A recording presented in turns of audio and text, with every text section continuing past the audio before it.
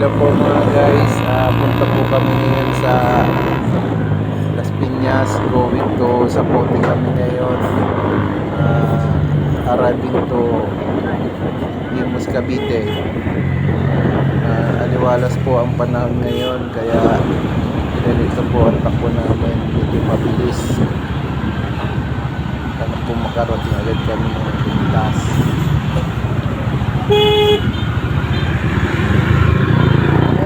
Traffic na konti.